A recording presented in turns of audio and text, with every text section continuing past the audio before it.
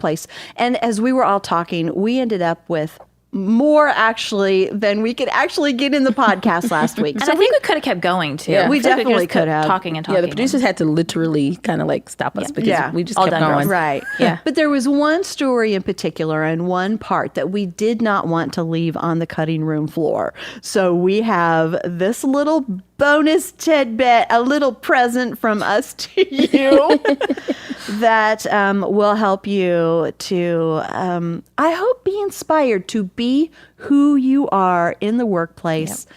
And to allow God to use those gifts that he has put in you and not to try to be different or to be someone else. So before we play this clip, just a real quick recap. We were talking, first of all, that women, we are all working. So whether you're working in the home, out of the home, in the home, and out of the home, wherever you're working, you're working. So work Sounds like almost like a song. In the home, out of the home, in the home, and out of the home. Good job, G. Thank you. G.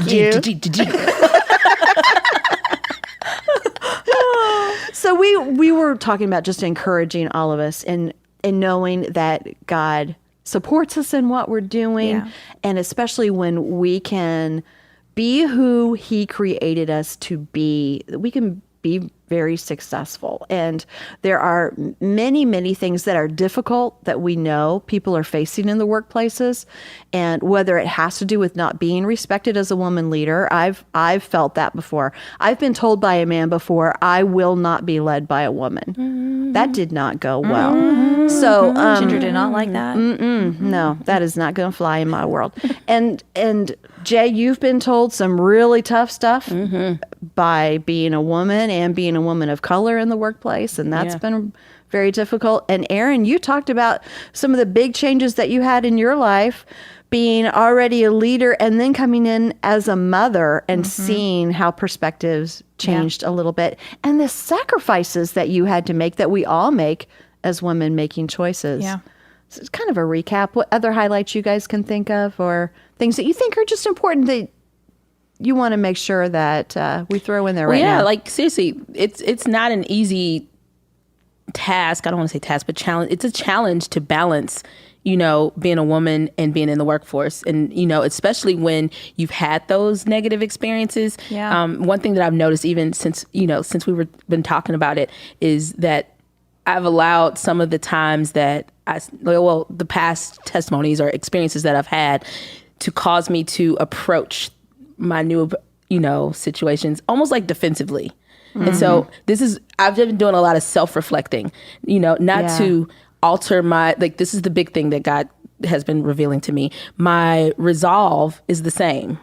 My message is the same. My message is consistent. Like, I want my message to always be consistent, my work ethic and my goals to always be consistent, but allow my approach to be flexible. And without I like that, without not being, not being less of a woman or anything. There are things that I know that because I've had some negative things happen to me in the workplace, I sometimes greet my experience the same way I'm greeted with some negativity. Like people have, like, as a Black woman, some people automatically put a ceiling over my head over what they think I can do. And that a woman and someone of color, and so I get a lot of this, you're really well spoken.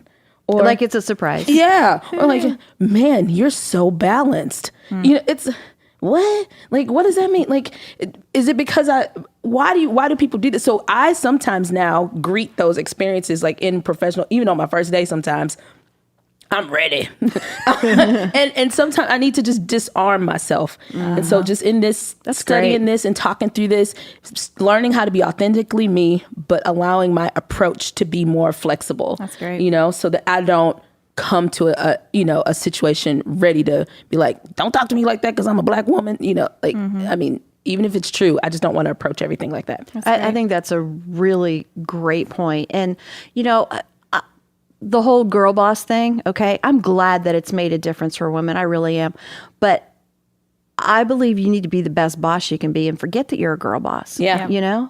Be the best that you can be because God has put amazing things in you that he has not put in anybody else that workplace needs. And that whatever you're doing, it needs your input. It needs your creative and your talent and your intellect behind it. And so, forget about what everybody else is saying. Study, know your stuff, and go in with confidence because God has put you there for a reason. Yeah. Yeah. After we recorded, I realized, I've shared with you guys before, some of the things that I've dealt with anxiety before. It's because I am a woman in the workplace. And Really? Yeah. It all stems from the fact that I don't want to be weak. And so I get insecure about failing at work because I will look weaker than probably my male counterparts or just other people at work. So it causes me to feel anxious. And it's the only area I feel it in. So to me, I need to let that go and don't put so much pressure on myself. I think we put a lot of pressure on ourselves as women to be able to show that I can handle the world. So I'm going to not do that. Yeah. Well, let's do this because that's a new thing that you've brought up. Yeah. Erin. So that was just, Yeah. I mean, wow, what a special nugget to drop on the special Yeah. You didn't know that was nugget. coming. I forgot I was going to tell you. Because we've been talking about this anxiety piece for since the beginning of Talk It Out. Yeah. And so Wow. the fact that you actually Look what I figured out, guys. congratulations. Thank you. So let's listen to this little nugget, the story that Jamie shared with us, and then we're going to come back. We're going to talk more about it, and we're going to talk about what Erin just said. Yeah. So don't go away. Here's Jamie Hall. So, we all, I think, as we reflect on, how can we be a better leader? Oftentimes that question comes through extreme conflict, right? And I do not get along with this person. Why do I not get along with this person? And just over my career, I've sort of identified there are a few personality types that I love. Diane Kramer. If you know Diane Kramer, Yes. she goes, "Oh, honey, they're your sandpaper." They just kind of rub you the wrong way, rub you raw. It hurts a little bit, but girl, after that relationship is over, you are smooth. I love that analogy. It's like the people that are our sandpaper, and I get along with pretty much everyone, I think, right? I mean, I don't know a stranger. And so if I have a conflict with someone, it just weirds me out because I'm like, I mean, and I'm also a people pleaser. I have a little bit of approval addiction. Yes, it's a great book. You should read it. And so I've learned a lot about, okay, where am I going awry and just wanting to gain this person's approval versus, okay, we got to figure out a way to work together. And one of those personality types is people that are pessimistic because I'm an optimist. And I'm like, I've learned they're equally annoyed by me as I am by them, right? And how can we create a conversation in which we come together with different perspectives and that we're okay with those different perspectives instead of being frustrated or annoyed? And the other thing is, I mean, this is Talk It Out, right? So we can just get right to it. Older men and older men with a bit of an ego, we just don't always mesh that well. And I think it's because I'm naturally confident. And so when it matches and I'm young and I look younger than I am. And so when there's an older man and I'm there saying we should do this, there's no, we shouldn't. I'm the boss. I'm the leader. And that it creates conflict. And I was processing that through with one of my peers and saying, can you help me figure out how can I be approaching this demographic differently? Because I feel like I'm turning this demographic off in some way. And, part of that has cost me responsibilities, expanded roles in the past. And I don't want to keep my career being at a detriment, right? I'm in the legal industry. There's a lot of older men in the legal industry with egos. These are my clients now, right? I got to figure out how to make it work. And the advice I got was, well, you come into the room with your dresses and your red heels, and you just kind of show up in the space. And I think that kind of turns men off sometimes. And maybe if you kind of downplay that femininity, because that's sort of sending the wrong message, right? If you just try to I don't know, don't become masculine, but just try to fit in, right? It's that's the message I got, was just try to fit in. And this peer was very well intending, right? And a different generation female from me. And so I get where that was coming from. Also, she's been a part of a very traditional conservative organization run by, prominently men. And I actually was taking that to heart and thinking, okay, okay, maybe that's what I should do, you know? And I was wearing my red heels one day and I had this revelation that I was like, no, that is my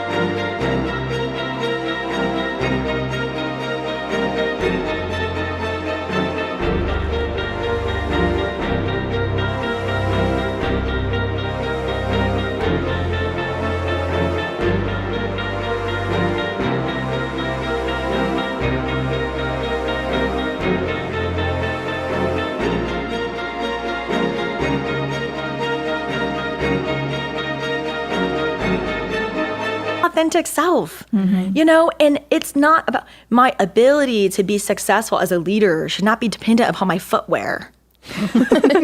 Quite opposite, actually. I mean, but when you say it out loud, doesn't it sound ridiculous? But, you know, I'm like, yeah, okay, maybe I should, you know, consider that. I'm like, no, a man's future in leadership is not dependent upon his footwear. If it was, they would have been fired years ago.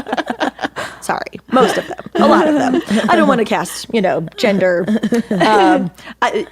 Men, sorry, you have some good footwear sometimes. But, you know, it's like my abilities to lead are not dependent upon my femininity. I need to embrace who I am and use that. Yeah. There's so much, though, that God created in us as women for a purpose and to use that femininity, use the way that we were wired to do his work and to do it more effectively. And I just felt so clearly God saying to me, I made you to stand out, not to fit in. Mm-hmm.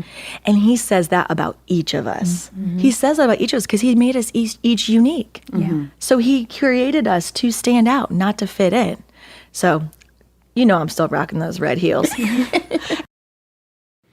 So I listened to what Jamie said this time in an entirely different light. Mm-hmm. I love what she said about being authentic and using all of those beautiful feminine gifts that God put in us to be able to be the best that we possibly can in the workplace. Yeah.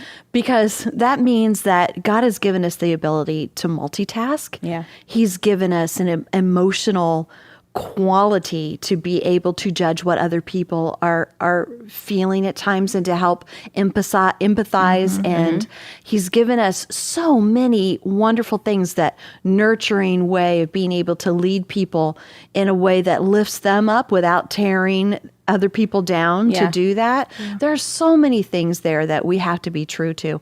But this time I also listened to it in light of what Erin just said, that little bomb that you dropped. Yes, yeah. And I think there's so much in what she just said for you as well, because you are such a great leader, and there are so many skills and talents that God has put in you that we all love and embrace, and that he is using in his kingdom and in Joyce Meyer Ministries to further what's happening. So I'm wondering what you heard when you were listening. Was there anything as you were listening that you thought, maybe I need to embrace this instead of being worried about it or trying to squelch it? Yeah, I think listening to it just now, and then also just sort of when I had that revelation last week, that it's the process that I go through, like, before coming to work. Like, once I'm here, I'm good to go because I feel like I'm in my zone a little bit. But it's what I do in my mind before I get here. And I am so afraid I'm going to miss something because my kids will need something or whatever. Right, yeah. So the balancing of it all. And so I see that as a fault. Like, I'm not good enough to be a really great leader and a really good mom. Something's going to give. So therefore, I'm not up to standard compared to everybody else. Even though most of the people we work with have families. But, you know, in my mind, I'm the only one. So I'm going to drop it all. But in light of that, and what you just said, maybe that's my greatest strength. because I Yeah. can multitask. And if something comes up and I need to be home because I got a sick kid and I have to miss a really important meeting, where are my priorities anyways? And I just think we as women can empathize with people better. That's not a blanket statement, but I just think that is a strength that we have. And so because of things that I view as weaknesses, maybe those really are my greatest strengths. And I don't even realize it. Yeah. Do you think that any of it is attached to, like, since you said it's like in your commute? Mm-hmm. Do you think there's any like guilt maybe for leaving home? Probably. We weren't supposed to cry. This is just like a recap for the surprise episode. Probably because it started when I had Caden and when I went back to work. And so I never wanted to be a work from home mom or a mom who works out of the house. I knew I wanted to go back into the office because that's where I thrive. But leaving did cause me a lot of guilt because so many friends were staying home. And then, so there's the guilt of that. But I also don't want to, I would feel guilty if I missed something at work because I have a kid who needs something. So it's just this constant like pull of my, I don't know, heart and my mind. Yeah. But yeah, it all started after I had Caden. There's so much guilt in what you're talking about, in what so many of us as women face. I remember that feeling also of, what should I do? You know, I feel called to this. Yeah. Oh, yeah. And I feel called to this. Nothing's more important than my family. Absolutely. But I know that God has put something in me that I feel he's calling me to do. And so it's very hard to balance everything without feeling some guilt. And then there's, unfortunately, guilt that you, rightfully so or not, feel from other women. And, you know, when my girls were little, I actually went through a really, really tough time where several of my friends got very negative about what I was doing and just frankly said I was a bad mother because I wasn't at home full time with my kids. And at that time, you know, I kind of had a foot in both worlds. So I was working part-time and I was at home part-time. And so I didn't fit in anywhere. You know, I had moms at church who were mad because I wasn't at home and actually said at that time that I was a bad mother. Yeah. And I had friends who were in the workplace all the time. And I felt like, you know, I wasn't doing what they thought I should do either. And I just got to the point where it was like, God, you tell me what to do and let me block everything else out because I can't live with this guilt and I can't hear the other voices anymore. It's so hard. It is. Super hard. I remember when you all were talking, I remember when I first had Taylor, I went right back to work. Like I had a C-section, but then I was just like, heal up, sister. And then I had to go back to the doctor because I did too much and hurt myself. And so I had to go back to the doctor. But as soon as I healed up, I went because I got this job at a marketing agency that I was really, really excited about. And I remember going to that agency and I still wanted to pump because one of the things that everybody made me feel like really guilty about was like if I was going to breastfeed or if I wasn't, like, and how are you going to do that if you're working? And I remember being in the little bathroom at this marketing agency, like pumping, you know, Aaron used to call it going to church. Yeah, I got to go to church. I'll be back in 30 minutes. So I would have to go I'd be in the stool, like, that sound effect. Oh That's how I felt, like a cow. Like a cow. With my little suit on and like in the bathroom, like just pumping. And I remember sitting in meetings and being engorged and then like it's leaking through my suits. I remember that too. I gotta go. Yeah, I was like, gotta go now. I just remember all of that. I remember being jealous of my mom because she was watching Taylor at the beginning and some of the milestones that were happening. So I just remember all of that. And so I just wanted to share that with you. Like you aren't alone with feeling like that. I'm sure a lot of people listening have felt that guilt of it, which gives you anxiety because you're like, I know I'm supposed to be doing this, but I feel like I'm dropping the ball on something else. I think that's exactly what it is because I feel like it's a tension of am I a mom or am I a worker? Do I go to work? Which one am I? And it's like I have to choose. And I want both because I know I'm called to be a mom, but I know I'm called to my job. Yeah. So it's that tension of like, which one do I choose? If I have to choose, what do I do?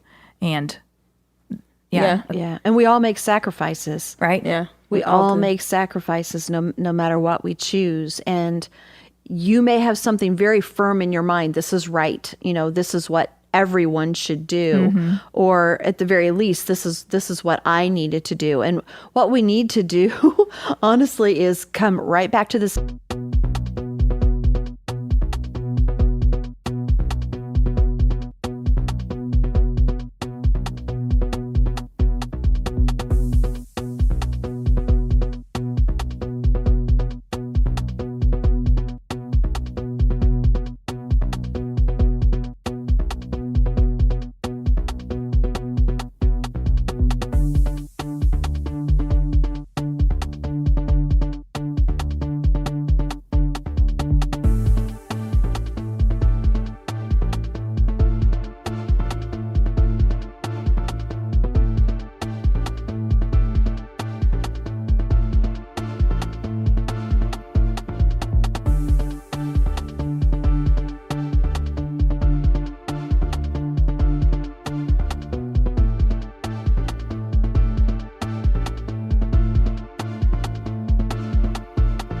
Center of asking God what he wants for me at this time, because it may change as well. You may be in one situation for a while and for that season, and then it may change to something else. And one of the hardest things is to hear God's voice when he's talking through that and not hear everybody else's.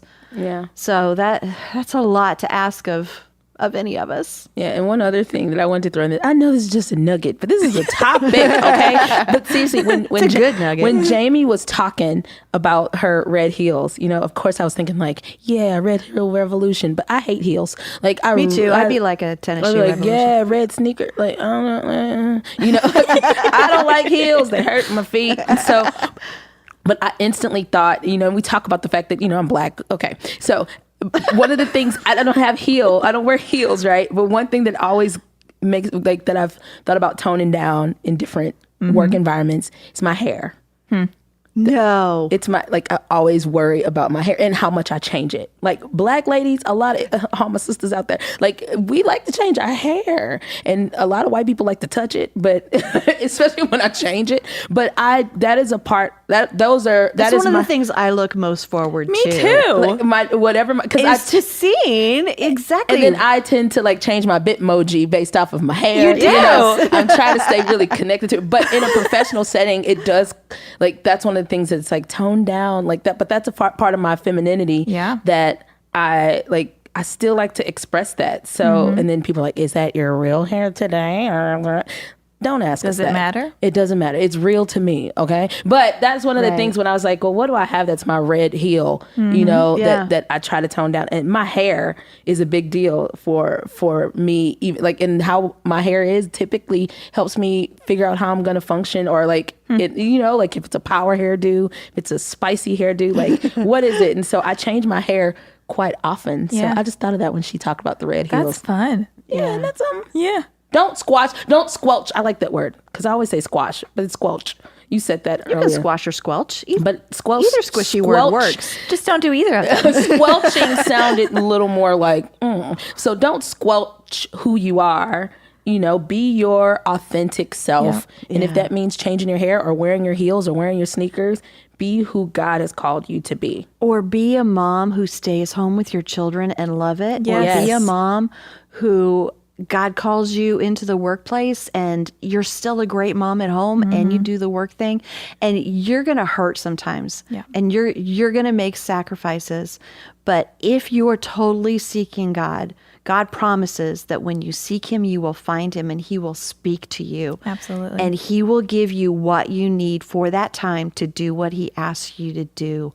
So that's where our confidence has to lay. I think that's something that all of us young moms need to hear, is that follow God's peace. It doesn't matter what it looks like. If it looks different than all the other moms that you're around, you go where God tells you to go. And that is all that matters. And I can say that I've had more peace because I've done that.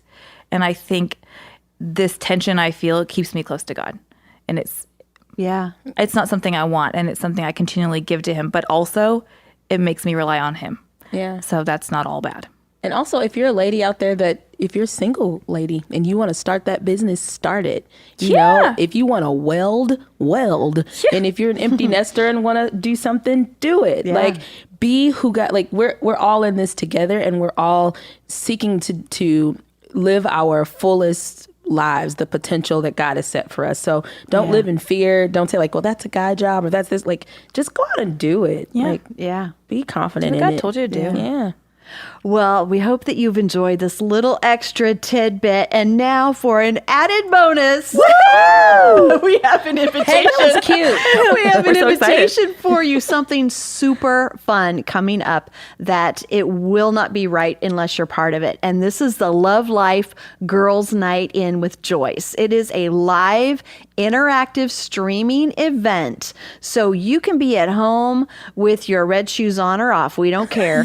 And you can have your hair however you want it. Yes. And you're going to take place in this really great time where Joyce is going to be teaching on kicking fear out of your life. It's going to have Carrie Job and Cody Carnes with some really sweet, intimate worship moments that are going to be so important. And we're going to do a live Talk It Out video podcast, and you can be part of it by sending us your questions and your comments as we go. So it's going to be so much fun. The date is September 11th at 7 p.m. and you can register to be part of it. It's really inexpensive, and all proceeds go to Project Girl. So you can register online, and where you want to go to register is joycemeyer.org/nightin. joycemeyer.org/nightin. And we really, really hope you'll join us. We're all going to be there. We need you there with us. Yeah, register now. Register right now. I'm buying new slippers. Yeah. And the suggested donation is only $10. So